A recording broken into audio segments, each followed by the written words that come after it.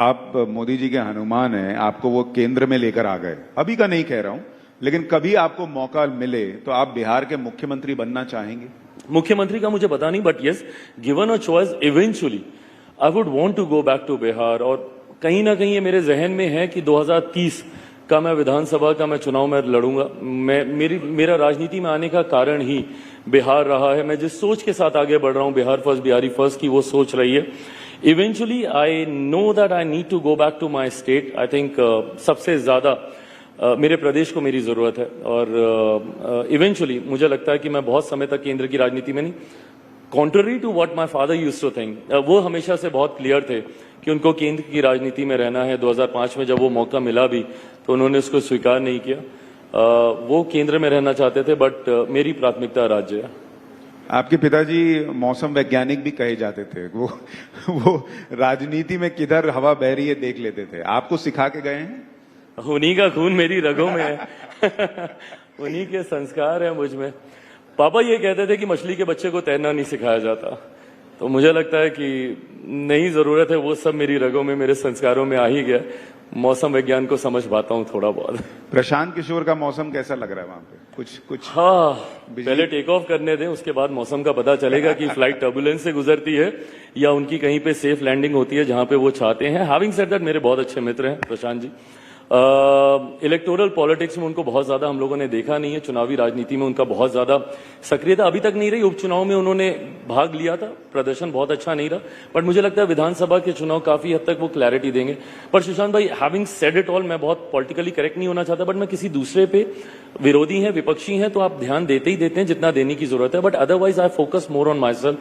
मुझे अपनी लाइन को इतना लंबा करना है कि दूसरे की लाइन अपने आप छोटी हो जाए। किसी दूसरे की लकीर को काट के, छाट के, मिटा के छोटा नहीं करना, अपनी लकीर को बस लंबा करते हैं। इतनी कम उम्र में इतनी बड़ी बड़ी जिम्मेदारियां आप संभाल रहे हैं। कुछ तो जीवन ने आप पे लाद दी हैं पिताजी के जाने के बाद, कुछ आपको मोदी जी ने मौका दिया है। आप अपना जो केंद्रीय मंत्री के तौर पे भूमिका निभा रहे हैं, वो अनुभव कैसा है? उसमें क्या शानदार किया है आपने? भाई, मुझे लगता है ये बहुत बड़ी जिम्मेदारी है। और मुझे लगता है जिस विभाग की जिम्मेदारी मुझे दी गई है, बिहार फर्स्ट, बिहारी फर्स्ट को अगर किसी ने जाना होगा, देखा होगा, तो मैंने सबसे ज्यादा उसमें खाद्य प्रसंस्करण की ही मैंने बात की है, फूड प्रोसेसिंग का ही मैंने उसमें जिक्र किया था। बिहार का मैंने हमेशा उदाहरण दिया था कि कृषि प्रधान प्रदेश है मेरा। जिस क्षेत्र से मैं आता हूं, हाजीपुर का केला है, मुजफ्फरपुर की लीची है, भागलपुर का आम है, मखाना है, इन सब के प्रोसेसिंग यूनिट्स लगने चाहिए। मुझे लगता है बोलते बोलते इस बात को मैंने इतना ज्यादा मैनिफेस्ट कर दिया कि इवेंचुअली मेरे प्रधानमंत्री ने मुझे इसी विभाग की जिम्मेदारी भी दे दी। तो ये बड़ी जिम्मेदारी है। मुझे खुशी है इस बात की कि मैं देश भर के लिए अपनी जिम्मेदारियों को इस विभाग के माध्यम से निभाते हुए बिहार के लिए भी, आज जब हम लोग मखाना बोर्ड का हम लोग जिक्र करते हैं, निफ्टम एक बड़ा इंस्टीट्यूट है जो कि INI की मान्यता प्राप्त है। वो इंस्टीट्यूट अभी तक मात्र देश भर में 2 थे। मुझे खुशी है कि इस बार प्रधानमंत्री जी का धन्यवाद, वित्त मंत्री जी का धन्यवाद कि बजट में उन लोगों ने घोषणा की कि देश को तीसरा निफ्टम जो है वो बिहार में मिलने जा रहा है। तो वो एक बड़ा इंस्टीट्यूट है जिसको लेकर मैं काफी एक्साइटेड हूं। खाद्य प्रसंस्करण के क्षेत्र में बड़े बड़े कंपनियों का निवेश हम लोग कैसे करें। मैं पीछे डावोस गया था, वर्ल्ड इकोनॉमिक फोरम में भारत को रिप्रेजेंट करने की एक महत्वपूर्ण जिम्मेदारी इतने कम समय में प्रधानमंत्री जी ने मुझे दी, उसके लिए भी उनका धन्यवाद। बट वहां पर भी जाकर मैंने हर उस अपॉर्चुनिटी को एक्सप्लोर करने का प्रयास किया। मुझे खुशी है कि मैं देश में लगभग $250 मिलियन का निवेश मैं लेकर आया। तो अलग अलग क्षेत्र से ग्लोबली भी कैसे हम लोग निवेश को भारत में लेकर आए और भारतीय कंपनी को कैसे हम लोग और मजबूती दे पाए, इस इंडस्ट्री को, फूड प्रोसेसिंग को हम लोग कैसे और सशक्त कर पाए नीतियों के माध्यम से, वो करने का प्रयास कर रहा हूं। चिराग भाई, सबसे अच्छी बात यह कि अनुभव आपका भले केंद्रीय मंत्री के तौर पर कम हो, लेकिन आपका जो विजन है वो बहुत प्रभावशाली दिखता है।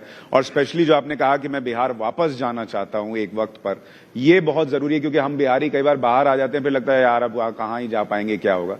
तो मुझे उम्मीद है कि आप जरूर जाएंगे और बिहार में अच्छा करेंगे। किसी के चिराग तले अंधेरा हो, लेकिन इस चिराग की लौ बहुत तेजी से जल रही है। ये चिराग कई घरों को रोशन करेगा, ये वादा करके जाता हूँ।